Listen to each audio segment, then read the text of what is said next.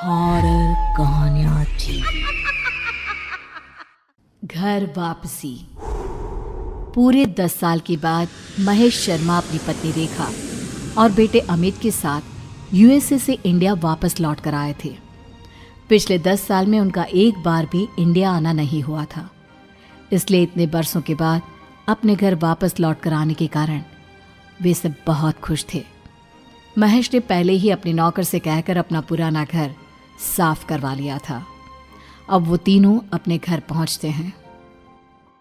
कुछ भी कहो, अपने देश में लौटने की फीलिंग्स अलग ही होती है। क्यों रेखा, ठीक कहा ना मैंने? बिल्कुल ठीक कहते हैं आप। 10 साल कब निकल गए पता ही नहीं चला। 10 साल का था अमित जब हम यहाँ से विदेश गए थे। मम्मी पापा, जब मैं यहाँ से गया था तो मेरे बहुत सारे दोस्त थे, आसपास के घरों के कॉलोनी वाले। अब तक तो वो सब भी कितने बड़े हो गए होंगे, पता नहीं अब यहाँ रहते भी होंगे या नहीं। वो पिंकी याद है? बचपन में पूरा समय अमित के साथ ही खेलती रहती थी। कितनी प्यारी बच्ची थी। कौन? वो अपने गुप्ता जी की बेटी? हाँ वही। गुप्ता जी अभी भी इसी मोहल्ले में रहते हैं? देख लेना, हमारे आने की खबर सुनकर दौड़ कर चले आएंगे। मम्मी पापा, आप लोग बातें करिए, मैं अपने कमरे में सोने जा रहा हूँ। मुझे कुछ देर आराम करना है। अमित अपने कमरे में जाता है और आराम से बेड पर लेट जाता है, लेकिन जैसे ही उसने अपनी आंखें बंद की उसे लगा कि कमरे की खिड़की के बाहर से किसी ने उसे आवाज दी। अमित, तुम लौट आए? मैं कब से तुम्हारा इंतजार कर रही थी। कौन है वहाँ पर? अगर कोई है तो प्लीज अंदर आ जाओ। अंदर आकर बात करते हैं ना। इस तरह खिड़की के बाहर से बोलने की क्या जरूरत है? लेकिन मैं तो यहीं रहती हूँ, तुम्हारे कमरे की खिड़की के बाहर, और मैं अंदर नहीं आ सकती। अरे बड़ी अजीब बात है, अंदर क्यों नहीं आ सकती? वैसे तुम हो कौन? अमित के इतना पूछते ही अचानक आवाज आना बंद हो जाता है। लगता है कि कोई मजाक करने की कोशिश कर रहा है। बाद में देखता हूँ। अब अमित एक बार फिर अपनी आंखें बंद करके सोने की कोशिश करता है, लेकिन इस बार जैसे ही वो आंखें बंद कर सोने के लिए दूसरी तरफ करवट पलटता है तो उसे एक छोटी बच्ची बाजू के बेड पर लेटी दिखती है, जिसे देखकर वो घबरा कर उठ जाता है। कौन है? कौन है? कोई है? क्या हो गया है मुझे? अचानक से छोटी बच्ची क्यों नजर आ रही थी मुझे? लगता है ज्यादा ही थक गया हूं मैं। थोड़ी देर के बाद अमित गहरी नींद में सो जाता है। अगली सुबह जब अमित सोकर उठता है और अपने कमरे से बाहर आता है तो अमित को देखकर महेश और रेखा के होश उड़ जाते हैं। ये क्या बचपना है अमित? ये तुमने अपना हुलिया कैसा बनाया हुआ है? पागल हो गए हो क्या? आज से पहले तो बेटा तुमने कभी ऐसी कोई हरकत नहीं की। अमित, तुम कोई दूध पीते बच्चे नहीं हो, 20 साल के जवान लड़के हो, और ये किस तरह का मजाक है? मम्मी पापा, अब गुस्सा क्यों हो रहे हो? मैंने क्या किया है? अभी अभी तो नींद से उठकर आपके सामने आया हूँ और आप भी मेरे ऊपर गुस्सा कर रहे हो। क्या हुआ?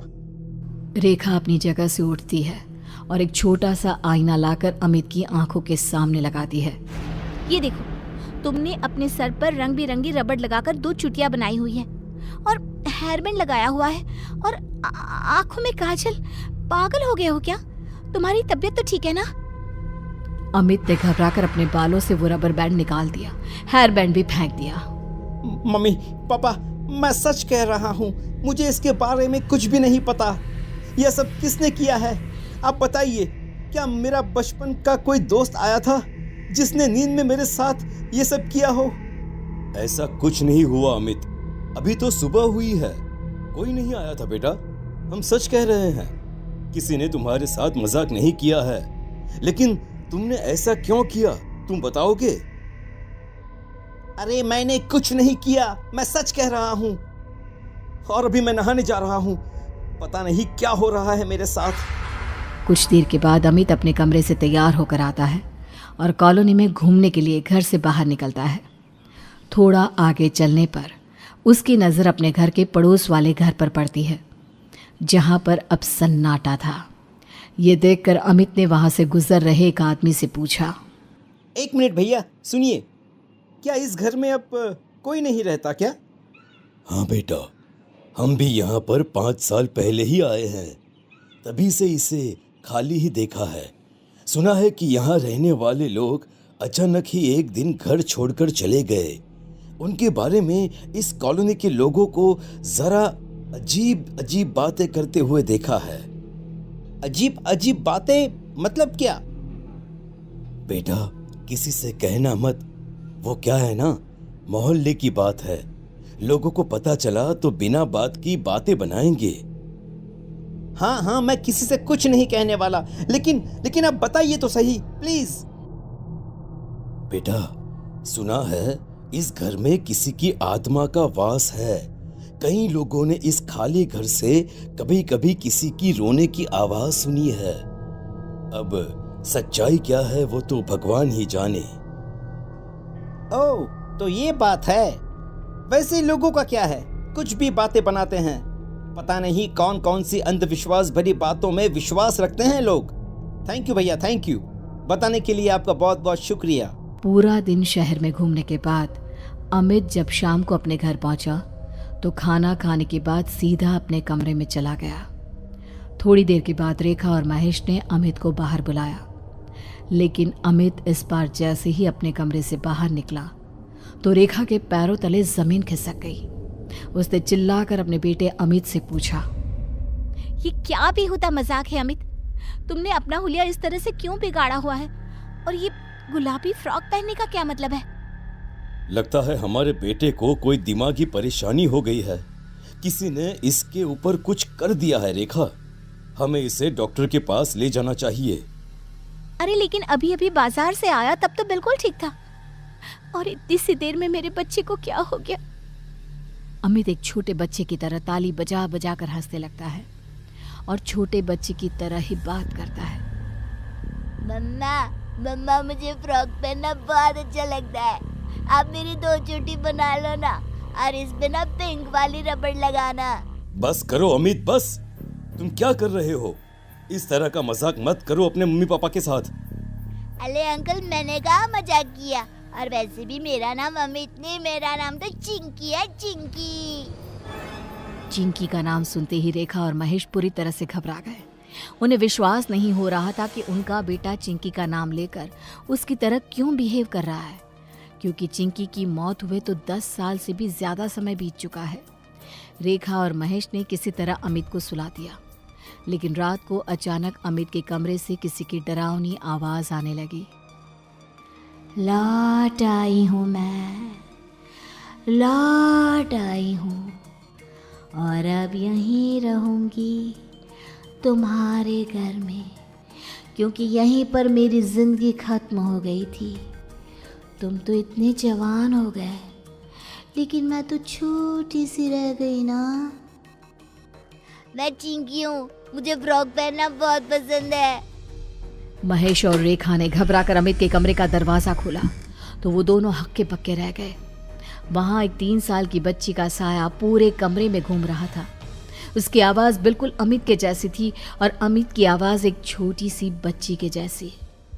मम्मी पापा, देखो चिंकी वापस लौट आई है। वो मेरी वजह से चली गई थी और अब वह वापस लौट आई है।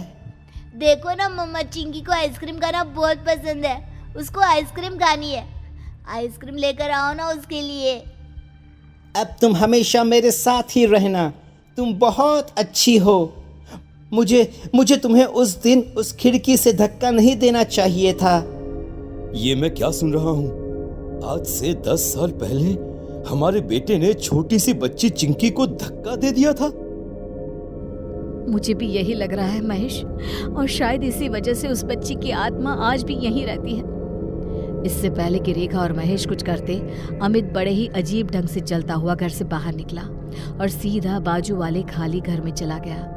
रेखा और महेश भी उसके पीछे पीछे गए। जहां पहुंचकर उन्होंने देखा कि वहां टूटे फूटे आधे जले हुए खिलौने पड़े हुए हैं।